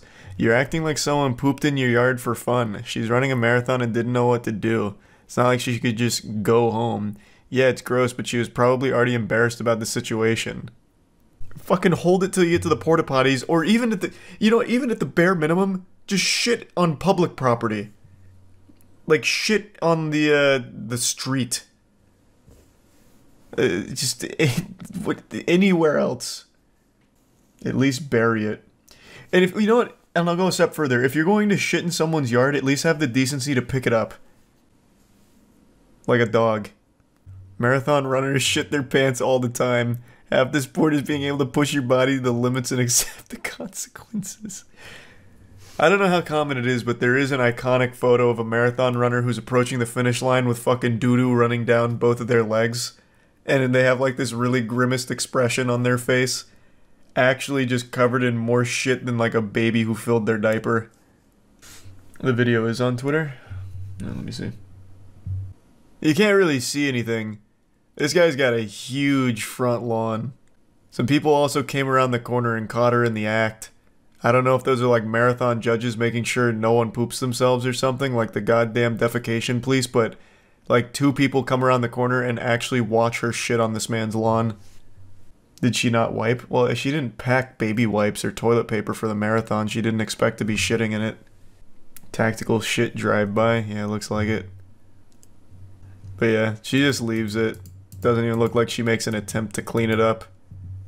That is foul. So the better option was for her to shit herself instead of going in someone's yard. Do you hear how ridiculous that sounds? Like you'd rather someone be covered in shit and publicly embarrass themselves instead of have a corner of poo on your lawn? It's literally part of the sport. Nearly 60% of marathon runners report shitting themselves. I think you're pulling this out of your ass. This stat is just as shitty as this woman in the yard. Like, I don't believe that. But yeah, there's a couple of other options. Fucking poop in public on the street, outside of other people's property, or if you're going to poop on someone's yard, treat it like a dog shitting and literally pick it up after yourself. Yeah, 100%. It looks like that's all we got. That was quite a journey. That was an adventure. First off, runner's diarrhea, as it is known, is a real thing.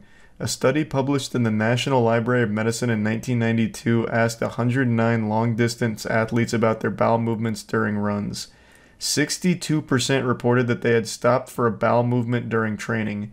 43% said they had nervous diarrhea before a race, and 51% said they had experienced diarrhea after a race, and 12% reported full-on fecal incontinence while running. That is shockingly high. But that's probably why they have porta potties throughout these marathons, for situations just like this. I guess I don't know how close together those porta potties are, though. Maybe there's like a big gap in between them. Yeah, wild situation. I didn't realize how common poopy pants were during a marathon. I thought that was kind of like an isolated incident. What she did was wrong, but I'm sure in her mind it was sheer panic. Hard to say what you'd do unless you're in the same shoes. Yeah, I'm sure. I mean, like I said, I don't think this was premeditated. I don't think she planned on shitting in someone's yard that day or anything. But even still, like if you know like the floodgates are opening, I would say just do it on like public land, or at least clean up after yourself. Like find some bushes on public property, shit there, or clean up after yourself at the very least instead of just leave it like it was a hit and run, like a drive-by. Twist, she wasn't even actually running in the marathon.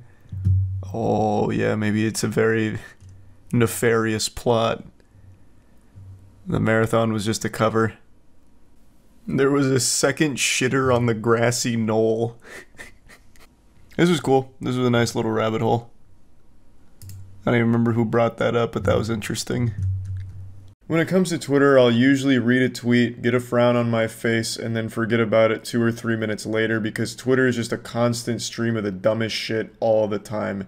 It's just an actual cesspool of diarrhea constantly flowing through it. But occasionally there are tweets that just stick with me. And there's one that's just been living rent-free in my ass for the last 2 weeks. And I just want to talk about it today. It comes from Seth Rogen. I'm sure you already know what tweets I'm about to mention because I'm super late to this one, but I don't care. Just like puking while having a bad hangover, I've got to get it out of my system to feel better. So our story starts just like every other fairy tale, with a robbery in LA.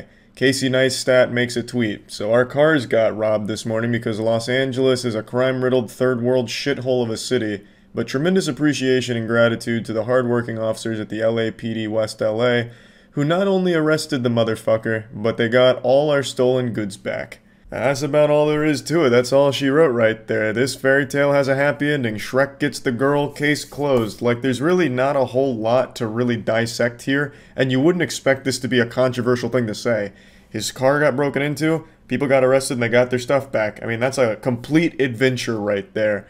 Like, the only people that could really be offended about a tweet like that would be the people that got arrested. Like, if they're on Twitter on their phone in jail, like, hey, fuck you, buddy. I would have got away with it, too, if it wasn't for that meddling dog. But then out of nowhere, from the top turnbuckle, comes Seth Rogen making a surprise appearance at WrestleMania on Twitter.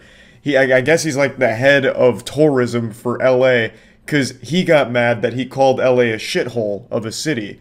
That's what he took issue with. So Seth Rogen replies, "Dude, I've lived here for over 20 years. You're nuts, haha." Actually, I'll do the Seth Rogen laugh. Yeah.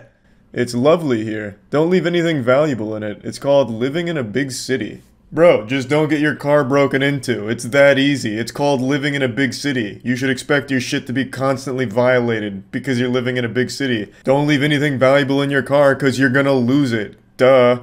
Dummy, fucking idiot, this is your fault now. You're the one that is to blame for this. You don't want your valuables stolen? Don't leave them in the car in LA. LA is wonderful, but just expect all your shit to get broken into, so plan accordingly by keeping less valuable stuff in your car. Love LA, it's great.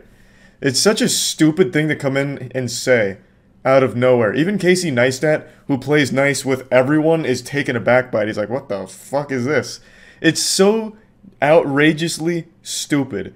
Very rarely will you see somebody defend LA like tooth and nail. Obviously, there's people that like LA, especially extremely wealthy people like Seth Rogen, who found crazy success there. But it's pretty rare that there's someone as delusionally off the mark so consistently like Seth Rogen, and this is the perfect example of it. He finds the one spot and the one opinion that almost no one agrees with. He's also just not really shy about showing that he feels superior to the average person. Like, he took personal offense that Casey Neistat said LA was a shithole, and then like shames him for being upset that his car was broken into. Bro, just get another car, get other valuable things, it's that easy. So Casey Neistat responds, "I can still be mad though, right? Feels so violated." Asking his permission to be mad, like, oh, if Seth Rogen says I can't be mad, then I guess I'm okay with it. So then Seth Rogen replies, yeah, oh yeah, you can be mad, but I guess I don't personally view my car as an extension of myself, and I've never really felt violated any of the 15 or so times my car was broken into. This dude is just leaving his car out like a candy bucket on Halloween, it seems. Once a guy accidentally left a cool knife in my car, so if it keeps happening, you might get a little treat. This is certainly up there with the wackiest, stupid shit I've read on Twitter from a celebrity. It's baffling that not only did his brain come up with this as a tweet, but it passed the filters that his brain has to post it. He's like, yep, this looks good. And he hit tweet, and it's still not deleted. And I'm glad it's not. I'm glad that he's just going to stick to his guns and leave this shit up. This is something that I feel is going to haunt him forever, because he is still getting clowned on to this day for this tweet. It's been 2 weeks now, and I don't think it'll stop anytime soon, because it is just that outrageously stupid. Because Seth Rogen doesn't view his car as an extension of himself, he's totally fine with people using it like a fucking fleshlight. They just treat his cars like a cum dumpster, and they dive right in, and Seth Rogen gives them a nice thumbs up, I suppose. And I'm assuming that extends to everything in Seth Rogen's life. As a lot of people have also pointed out, how does Seth Rogen feel about, like, his house? Is that an extension of himself? Because if not, why not just have a bunch of people go into your house, Seth, and take all your shit? Just let everyone have a field day. If your car's not an extension of yourself, your house, your property, it's not either. So I'm assuming he's just going to open his doors and let people come take all of his valuable possessions and high-five them on the way out, baby. I also love how he's defending LA by mentioning his car's been broken into 15 times in the time that he's lived there. That doesn't make people excited about LA, Seth, you fucking psychopath. Not everyone can afford to replace all their valuables after their car's been broken into 15 times, you goofball. And I also love that he closes it off by saying that one of them even left a knife in his car, as a little treat, a tip. To me, that sounds like either a threat or they're trying to frame you for a crime. They fucking left a tool that they used at some other crime scene in Seth's car, and these fucking idiots just manhandling it, getting his fingerprints all over it, hangs it up on his fireplace mantle. Eventually the cops find it and connect him to some unrelated crime. Seth goes to jail for life or some shit. Like, I don't know who gets excited about someone leaving a knife in their car after it just got broken into. Like, it's just, the delusion here is unbelievable. So the conversation starts to fizzle out here, but it continues. Casey Neistat says, I didn't get any treats, he just took the decorations for my daughter's 7th birthday party and left bloody handprints. Yeah, obviously he's not going to get any treats. It's not like the Tooth Fairy broke into his car and left him some money for what they took. Like, it was a robbery. I don't know how Seth can possibly justify it by saying just let your car keep getting stolen and eventually you'll get a knife. Like, it's fucking silly. And then he says, serious question, how did you get your car broken into 15 times? Which is a great question, because you really have to go out of your way to get it broken into that many times, I feel. Seth says, I lived in West Hollywood for 20 years and parked on the street. Also, it sucks your shit was stolen, but LA is not some shithole city. As far as big cities go, it has a lot going for it. Yeah, especially if you're a burglar who knows what kind of car Seth Rogen drives, because apparently you can just go in there and take all that shit with no consequence, because Seth doesn't give a fuck. His car's getting broken into almost once a year at this rate. This is where the interaction stops, and you just have to wonder, what was Seth Rogen thinking? Like, who did he think this appealed to besides, like, the extremely rich Hollywood elites? Like, there's no normal person that's gonna read that and be like, wow, how noble of Seth, just giving away his shit like that and accepting that beautiful knife. I don't know really what he was expecting to happen.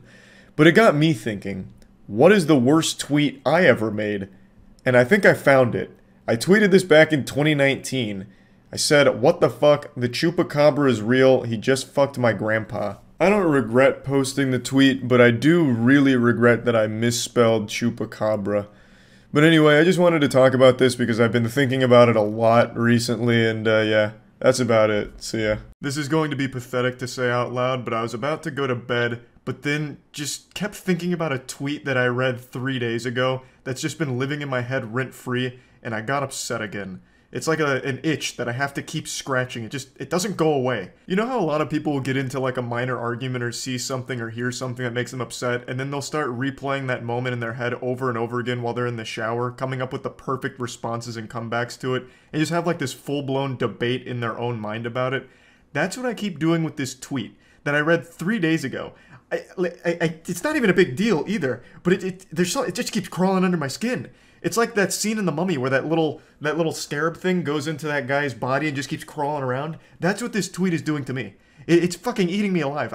I just keep replaying in my head the time that I read that and every thought that I keep having about it. So I'm just gonna make a whole video talking about it. I made a tweet vaguely addressing it. I'm not going to show the tweet itself for obvious reasons. I don't want anyone to harass the people that were involved in the thread. So let's go ahead and stuff this turkey. To break it down into a nutshell, The thread was arguing that teabagging in video games is sexual assault and traumatizing. They even briefly told a story that they watched their teammate get teabagged and it completely ruined them. Also, a quick shout out to the Galaxy Brain, Harvard scholarship winning, Millennium math problem solving turbo genius that came into the thread to make a little cameo and say that it's a necrophilic act that should be criminalized. Hey, big ups there, buddy. Where do I even begin? Chapter 1. It's a fucking video game. It's not real. It's not used in a sexual way or with any actual sexual context to it. No one's teabagging their opponent in a game and then ejaculating into their britches about it. Unless, of course, they're extremely happy that they outplayed somebody or something. No one's gonna get teabagged and feel violated, or at least they shouldn't if they're grounded in reality. You can feel mad that you're getting teabagged, like, damn, not only did I get my fucking cheeks spread open, but now I'm also getting teabagged by this douchebag. You can be mad about that because that's the whole point. It's a taunt. Also, the purpose of a teabag isn't even sexual in nature. It's just a form of taunting. It's no different than in Fortnite busting out an emote when you clap cheeks, just getting you with one of these, and then hitting the old default dance in Orange Justice or whatever.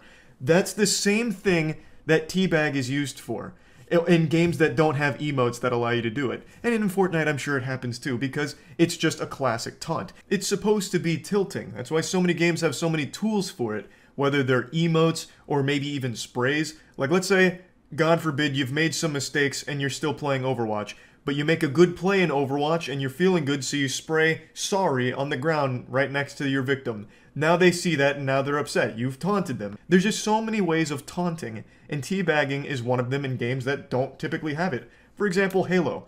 Halo doesn't have any emotes. You're not going to see Master Chief busting out the gritty after getting a kill to taunt you.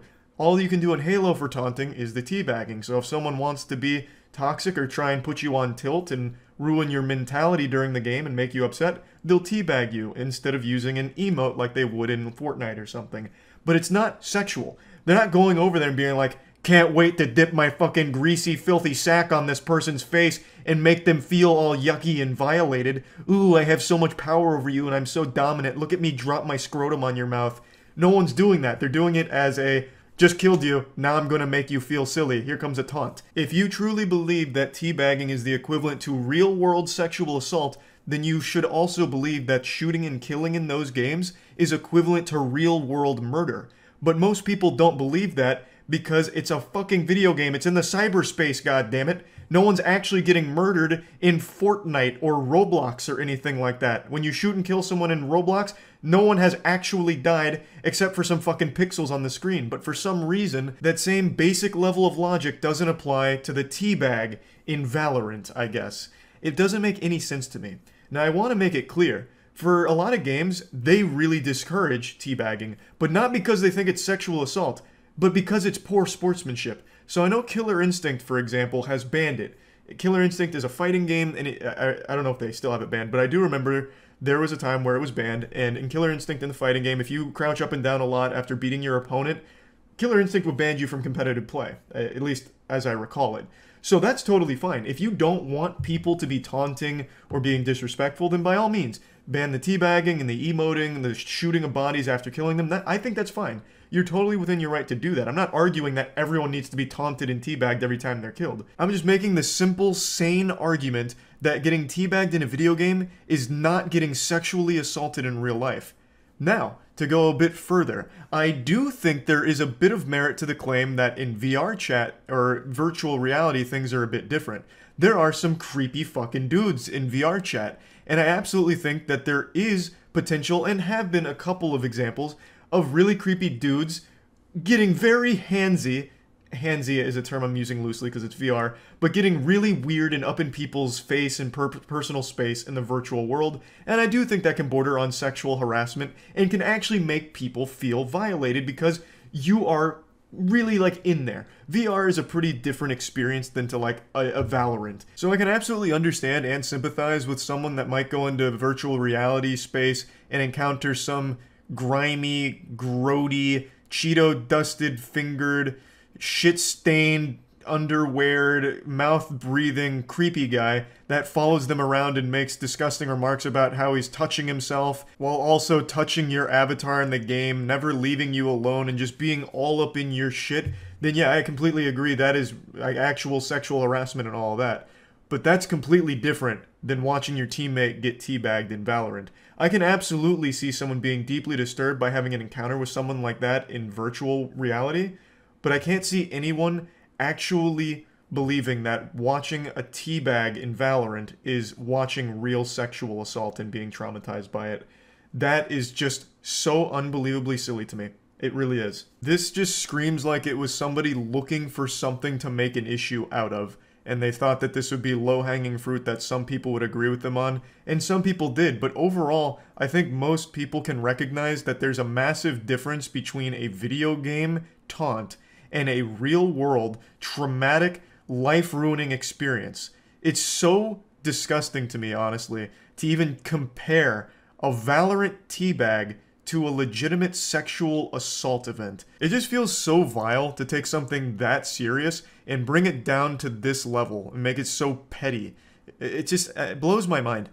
This is just something that rubbed me the wrong way since the second I started reading the thread. Obviously, it's been 3 fucking days that it's just been marinating in my brain, so much so that I've now made an entire video ranting about it. But yeah, that whole thread did actually spark a couple of news outlets picking it up and saying that there's a debate on whether or not video game teabagging is actual sexual assault. And I think that's such a disingenuous representation of what happened. It wasn't a debate. It was some people with the worst takes of all time, and then most people employing common sense that no, teabagging in a video game is not equivalent to a real-world sexual assault. So yeah, anyway, I just wanted to talk about this a little bit and just get it all out of my system. That's about it. So yeah. For too long, I've buried my head in the sand, plugging my ears, pretending nothing's wrong.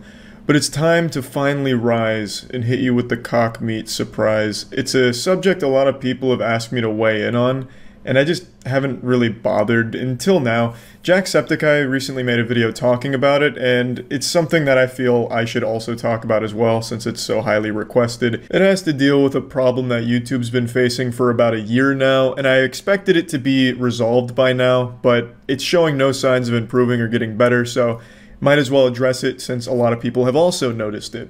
And it has to deal with the comment section. The YouTube comment section is inflicted with the scarlet rot. It is just being fucking poisoned by bots and spammers. When you think of hopeless misery, you probably immediately picture Twitter. But then right above that, you have the YouTube comment section. For a really long time, it's had a very negative reputation, and for good reason. YouTube comment section is where basic reasoning goes to die, for the most part. And depending on where you end up on YouTube, you can find some of the most outrageous shit imaginable with hundreds of updates supporting it, and then like a full 500 reply thread on it.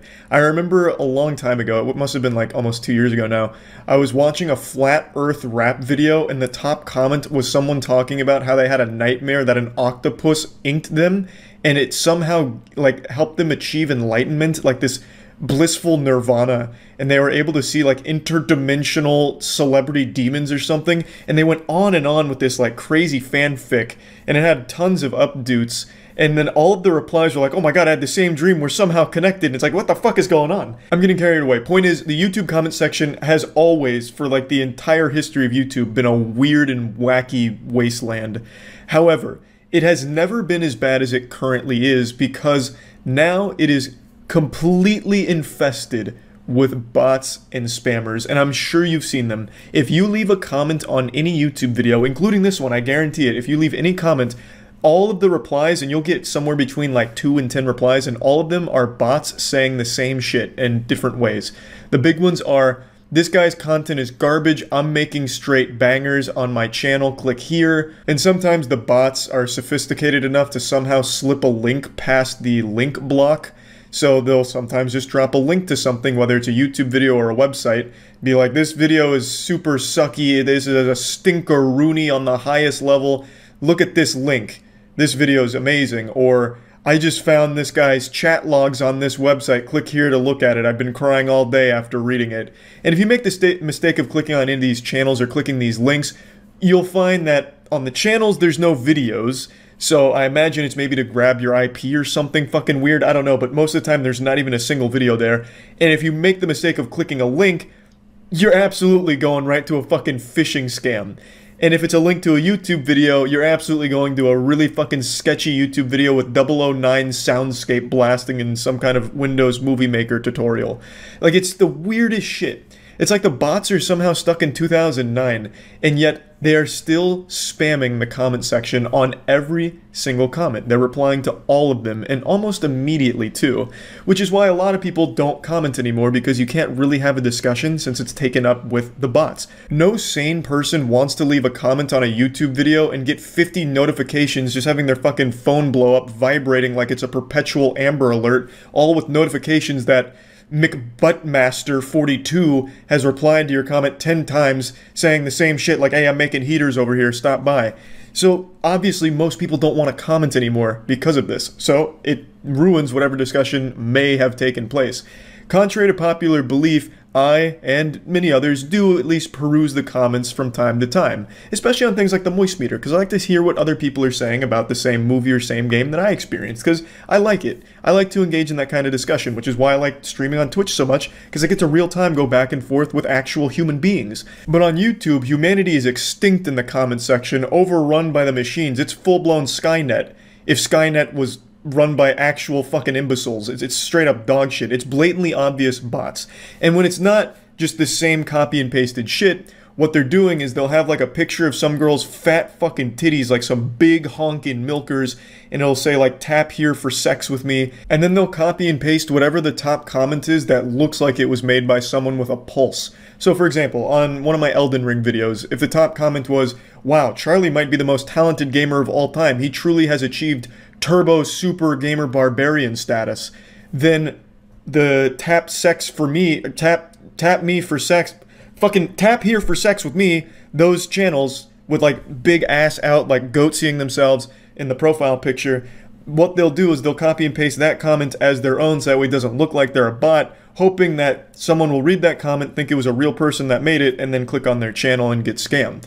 Because you're not having sex with that person, it's just a bot, but it's pretty smart in that it's copy and pasting a comment from a real person and trying to make it like their own. So it's such a fucking war zone of garbage in the comment section, all fought by non-humans, just actual robots. So it is ruining the comment section. It genuinely is, and it has been for like a full year now. And it's not just like the sexual scams like MILFs are looking for you, click here to watch me spread my pussy and say your name. More than just that, even aside from that, there's one that is bigger, a much more prevalent comment ruining trend. And it comes from verified channels, actual YouTube channels, real fucking verified checkmark channels, and they are all leaving the same copy and pasted note on every single channel. And I'm sure you've seen it, and you will see it under this one, and it goes something like this.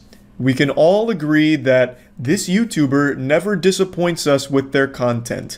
And it usually has like a lot of, thumbs up, the updates off the charts, because it seems like a positive statement, and it's coming from a verified channel, so people that are human beings are most likely just clicking the up dude on that, and they'll say like, oh yeah, that was sweet, agreed, super sweet, this YouTuber's amazing.